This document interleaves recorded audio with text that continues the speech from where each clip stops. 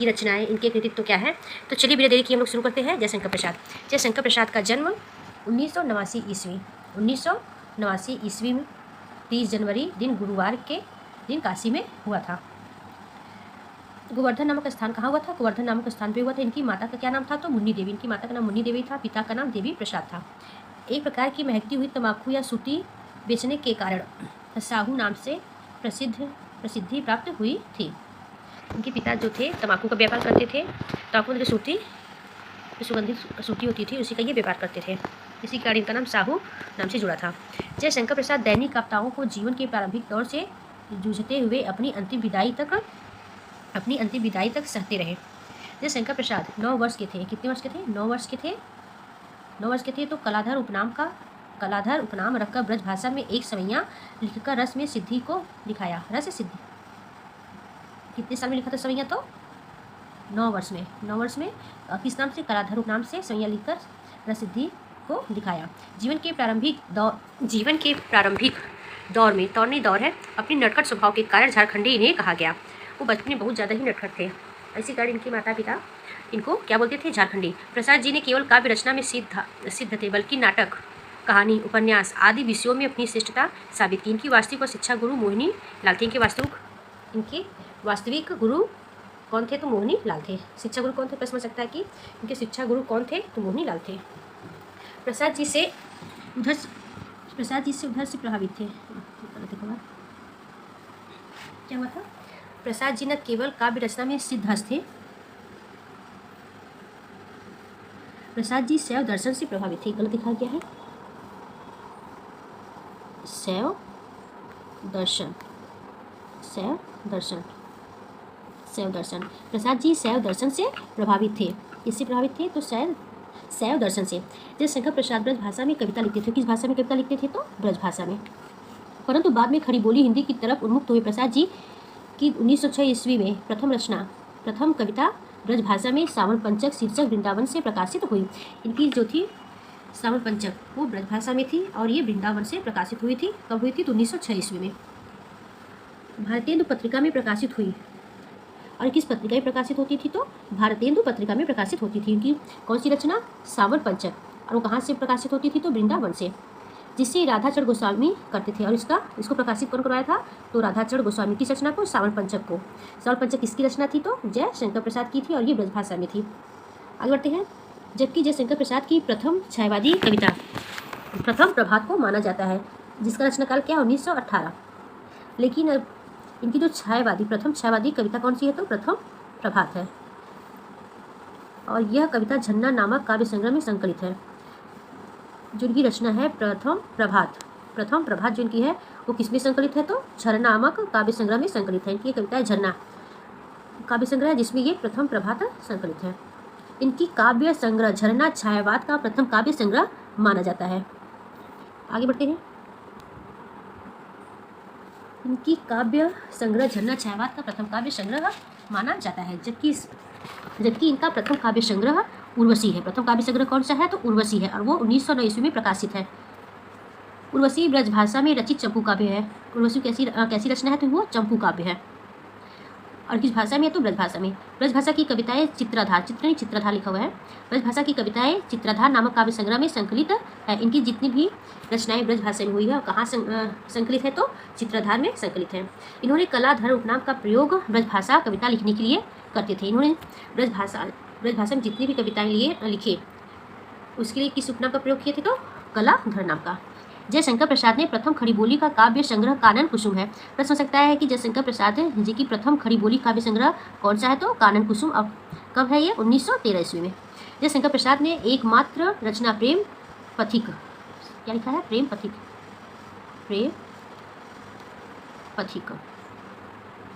लिखा हुआ है।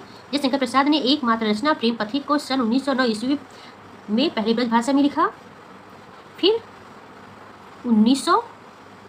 1914 ईस्वी में क्या किया? इसको परिवर्तित एवं संवर्धित रूप खड़ी बोली में किया। प्रथम छायावादी काव्य रचना झरना। ज़्यादातर विद्वानों ने इसी छायावाद की क्या कहा है? प्रयोगशाला माना है। अब इस रचना को तो झरना को। जयशंकर प्रसाद की प्रमुख कविताएं चलिए देखते हैं। अरे कहीं देखा है तूने, शशि सी सुंदर रूप विभा, तू है काली आंखों का अंधकार, ये सब इनकी कविताएं हैं। ये सब मोस्ट इसको आप लोग नोट कर लीजिएगा। चीर त्रिसित कष्ट से तृप्त विधुर, जगती को मंगलमय उषा बन, वसुधा के आंचल पर अब जागो जीवन के प्रभात, पेशोला की प्रतिध्वनि। आगे बढ़ते हैं। अब जागो जीवन के प्रभात, पेशोला की प्रतिध्वनि, अंतरिक्ष में अभी सो रही है शीर्षा के शेरशाह। ये क्या लिखा है? शेरशाह। शेरशाह के शास्त्र समर्पण, मधुर माधुरी संध्या, ओरी मानस की गहराई, निर्धरक तूने ठुकराया, अरे आ गई भूली सी तुम्हारी आंखों का बचपन, उस दिन जब जीवन के पथ में है सागर संगम अरुण नील, आंखों से अलग जगाने से। इनकी जितनी भी कविताएं सब मोस्ट, इनको आप लोग नोट कर लीजिएगा। आंखों से अलग जगाने से, आहारे व अधीर यौवन। आगे बढ़ते हैं। अब इनके क्या देखते हैं? काव्य संग्रह क्या है? इनके काव्य संग्रह कौन कौन से हैं?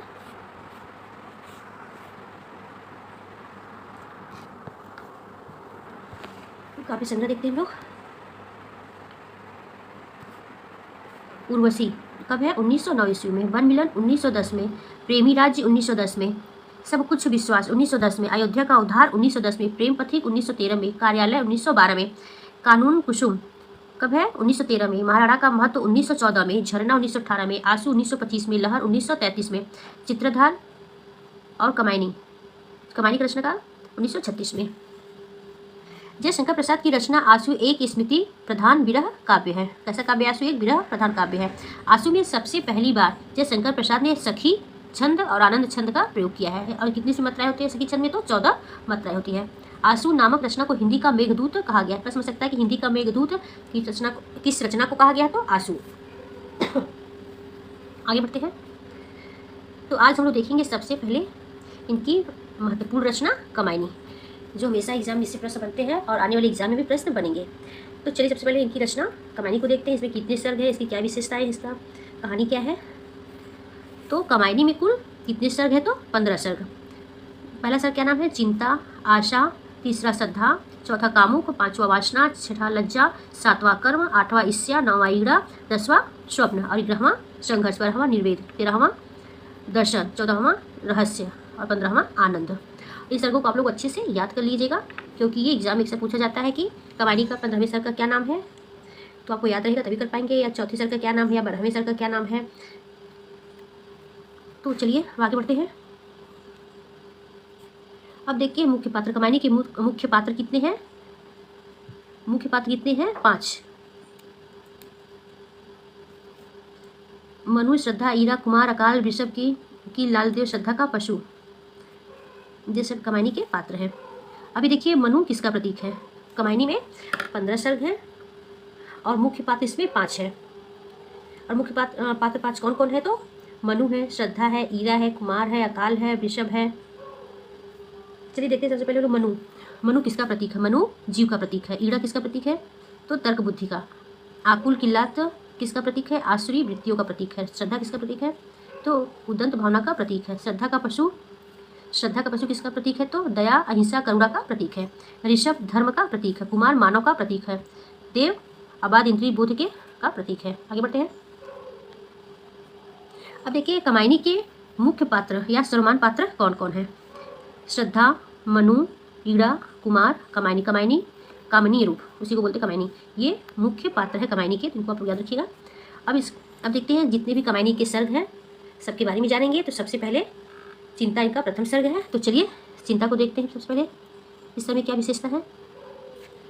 भारतीय इतिहास के आदि पुनः रूप है। मनु ही वे देव जाति के सबसे शक्तिशाली पुरुष माने जाते हैं, क्योंकि जब प्लावन में सारे देवता चले जाते हैं तो अकेले मनु जीवित रह जाते हैं। तब प्लावन के बाद मनु चिंतित थे। तब हिमालय की चोटी पर बैठकर प्रलय के भाव को देख रहे थे। रात्रि समाप्त होती है और जब प्रभात सामने आता है, ये प्रलय के समय मनु चिंतित है और वो प्लावन को देखते हैं और दुखी होते हैं। चलिए इसमें देखते हैं। अरे वो चिंता की पहली रेखा, ये पंक्ति चिंता सर्ग की, तो इसको आप लोग अच्छे से याद रखिएगा। चलिए शुरू करते हैं। अरे वो चिंता की पहली रेखा हरि विश्व की बनकी प्याली, ज्वालामुखी विस्फोट के भीषण, प्रथम कम सी मत वाली। बुद्धि मनीषा मतिरा चिता तेरे कितने ना, आरि पाप है तू जा चल जा, रहा कुछ तेरा काम। वे सब डूबे डूबा उनका विभट बन पारावार, दिव्यादृष्टि सुख विभावरी धाराओं की कल्पना थी। शक्ति रही शक्ति प्रकृति पर, ताल में विनम्र विश्राम। इस पंक्ति किसकी है? तो चिंता सबकी है। अब इनका देखते हैं आशा। पहले तो चिंता होती है, फिर उनके मन में एक आशा उत्पन्न होती है। देखिए आशा में क्या है? आशा सर मनु चिंता में बैठे रहते हैं, उसके बाद फिर उनके मन में एक आशा होती है। अब क्या आशा होती है, चलिए इसके बारे में देखते हैं। प्रलय के बाद उनके मन में क्या आशा आती है? नए समाज का जन्म होता है। नए इस आशा सर्ग में क्या है? नए समाज का जन्म होता है। और चिंता में तो उसमें प्रलय था, पूरी सृष्टि समाप्त हो गई थी, उसी चिंता में बैठे थे। लेकिन आशा सर्ग में दिखाया गया है कि इस सर्ग में नए समाज का जन्म होता है और मनु को एहसास होने लगता है सर्वशक्तिमान परमेश्वर भी शक्ति और सौंदर्य दोनों मूल है। प्रकृति के बदलाव से मनु के जीवन में आशा का संचार भर दिया। क्या हुआ? आशा का संचार भर दिया। प्रकृति के मन में मनमोहक वातावरण से उसकी जीवन संगनी की आशा वृद्धि होने लगती है। क्या होती है? जीवन संगनी की आशा वृद्धि होने लगती है। किस सर्ग में? तो आशा सर्ग में। अब देखते हैं आशा सर्ग में कौन सी भक्ति है? उषा सुनहरे नील बरसाती, जय लक्ष्मी से उदित हुई, इधर उधर अपराजिता काल रात्रि थी, जल में अंतर निहित हुई, धीर शरीर पारस से पुलकित, निकट हो चला शांत शरीर, आशा की उलझी अलको उठी लहर मधुर। जीवन जीवन जीने की पुकार, खेल रहा है शीतल दाह, जिसके चरणों में नाथ होता न प्रभात शुभ उल्लास, उसे दिखाई जगत का सुख, हंसी और उल्लास, जान मानो टंग तुरंग विश्व की हिमगरी, के वह शुद्ध सुधर उठान। अब देखते हैं श्रद्धा सर्ग। तीसरा सर्ग कौन सा है? तो इनका श्रद्धा सर्ग। अब श्रद्धा सर्ग में क्या है, क्या विशेषता है? श्रद्धा सर्ग, इसमें गंधर्वसेन श्रद्धा का आगमन होता है। गंधर्वसेन श्रद्धा का आगमन कब होता है? किस सर्ग में? तो श्रद्धा सर्ग में। जो भ्रमण करने निकलती श्रद्धा अंत में इस सर्ग में अपने आप को मनु को समर्पित कर देती है। और क्या कहती है? कौन तुम सरस्वत जलनिधि तरंगों से फेंक कर रहे निर्जन का चुपचाप, प्रभा की धार से अभिषेक सुना यह, मधु गुंजर मधुकरी का सर जब आनंद किए, मुख नीचे कमल समान प्रथम कवि का जीवन सुंदर छंद, नभ धरती बीच जीवन रहस्य निरूपाय, एक हल्का सा व्रत शून्य फिरता हूँ असहाय। ये श्रद्धा बोलती मनु से। आगे बढ़ते हैं। अब देखते हैं काम सर्ग में चौथा, श्रद्धा के संपर्क में आने के बाद मनु के हृदय में उत्तल होने लगता है और उन्हें ऐसा प्रतीत होने लगता है कि मानव जीवन में यौवन का प्रवेश हो रहा है। इस साल के अंत में स्वर्ग लोक पर पहुँचे हुए मनु कामदेव का संदेश सुनते हैं कि देव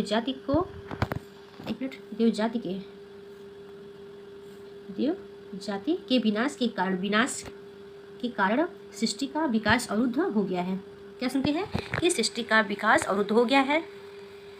उसके विकास के लिए उसकी पुत्री श्रद्धा, कामदेव की पुत्री कौन थी? श्रद्धा थी, को अपना ले। और कामदेव को संबोधित करते हुए कहते हैं, प्यासा हूँ मैं, मनु कहते कामदेव से, प्यासा हूँ मैं भी प्यासा, संतुष्ट कोष से मैं ना हुआ, आया फिर भी वह चला गया, तीसरा को तनिक चैन हुआ। ये तीसरा लिखा हुआ है, तीसरा। अब देखते हैं वासना सर्ग। वासना सर्ग में क्या है?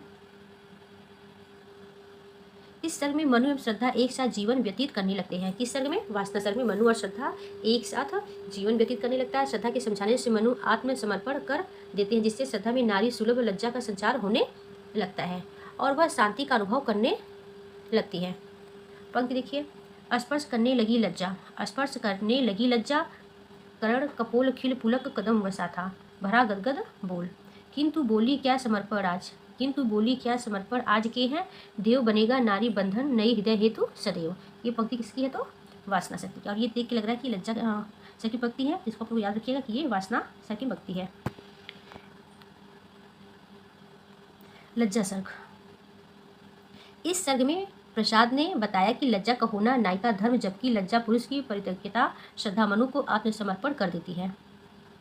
क्या कर देती है? आत्मसमर्पण कर देती है। इस बात को लज्जा देखकर चकित है। नारी जीवन के पर्याय को स्पष्ट करते हुए कहती है, पुरुष के अत्याचार को चलना होगा। अब इसमें कौन सी पंक्ति देखते हैं। कोमल की सिलाई के आंचल में नन्ही कलियां छिपती हैं, गोधूम के धूमिल घट के दीप के स्वर में दिखती हैं। नारी केवल तुम श्रद्धा हो, विश्वास रजत जग पग तल पीयूष स्रोत से बहा करो जीवन के सुंदर पत्तल में।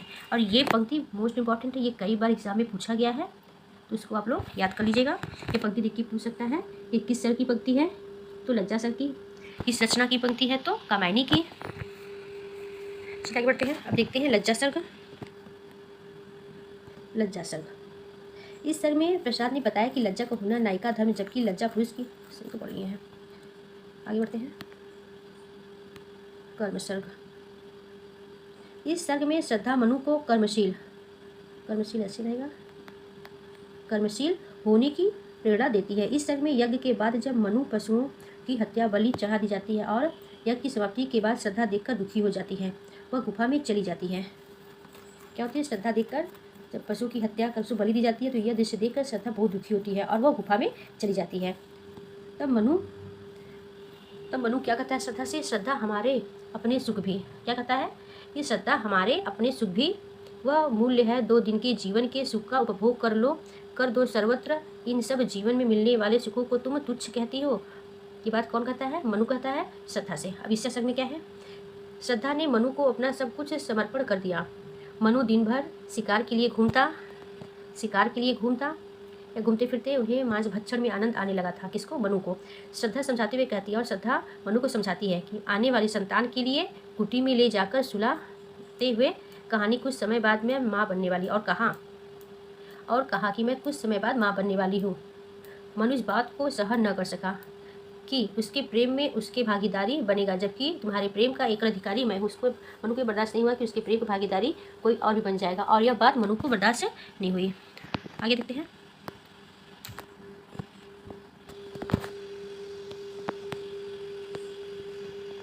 इससे सब देखते हैं।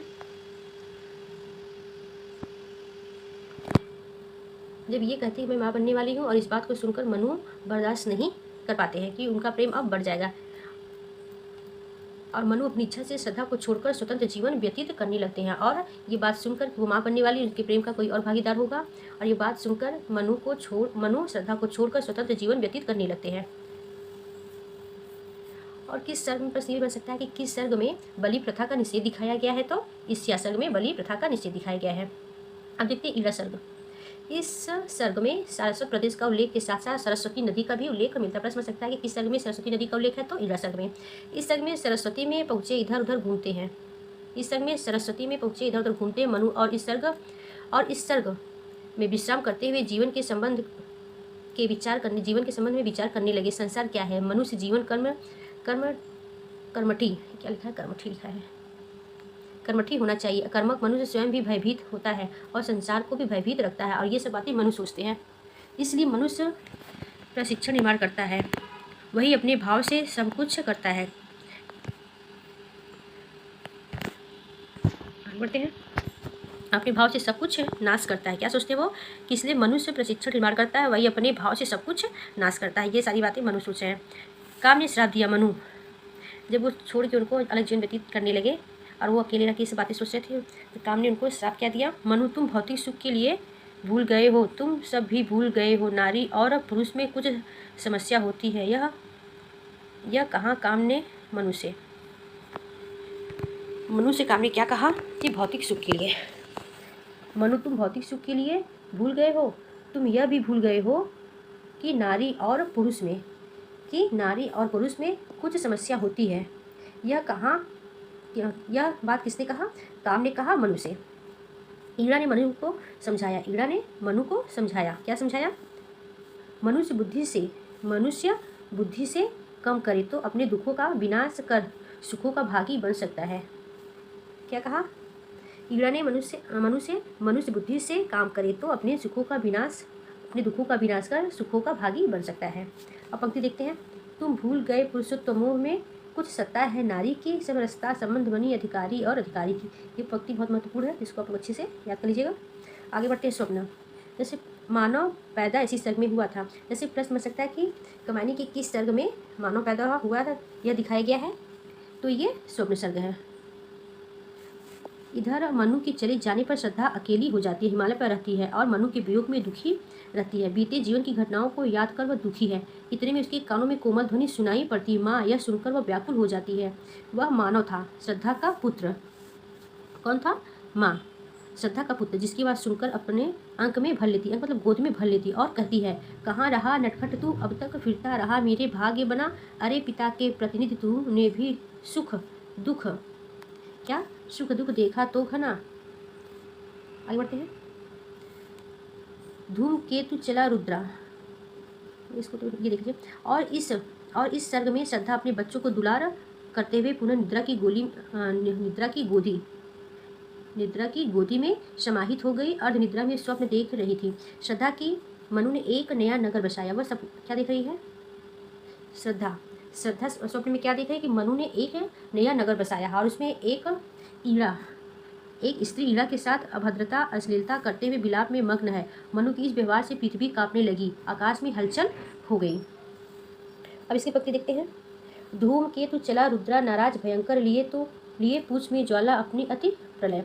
अंतरिक्ष में महाशक्ति हुंकार कर रही, उठी सब शास्त्रों की धार, भीषण वेग कर उठी। पंक्ति किसकी है? तो स्वप्न की। अब संघर्ष का देखते हैं क्या है। संघर्ष सर्ग। स्वर्ग में श्रद्धांजलि, जो सपना देखा वह सत्य हुआ।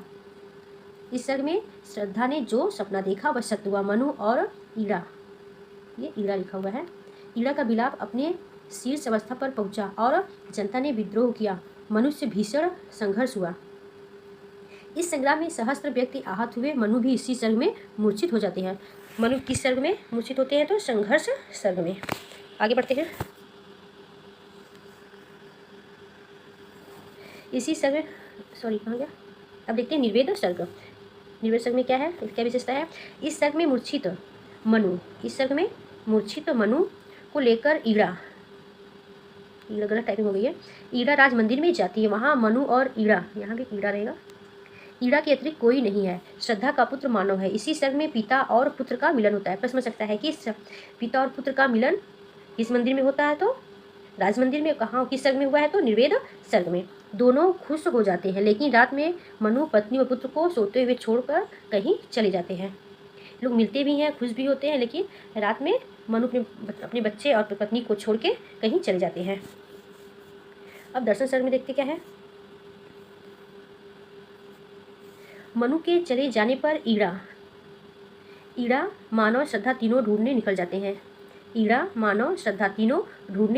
मनु की अपराधों के लिए श्रद्धा ईड़ा से क्षमा मांगती है। कौन क्षमा मांगती है? श्रद्धा। इससे मांगती क्षमा? ईड़ा से। ईड़ा ने श्रद्धा की बात सुनकर साथ रहने की आग्रह की। श्रद्धा कुमार ईड़ा के साथ छोड़कर मनु को खोजने निकल जाती है। अपने पुत्र कुमार को ईड़ा के साथ छोड़कर श्रद्धा अपने पति मनु को ढूंढने निकल जाती है। और वह एक गुफा में मनु को ढूंढ लेती है। और कहाँ ढूंढती है? कि वह एक गुफा में पाती है मनु को। मनु ने ईड़ा का तिरस्कार करते हुए श्रद्धा के गुणों का वर्णन किया, जिस पर श्रद्धा मनु के मुख को बंद कर देती है। कि जब वो श्रद्धा से ईड़ा का तिरस्कार करते हुए सुनती है तो वह मनु के मुख को बंद कर देती है।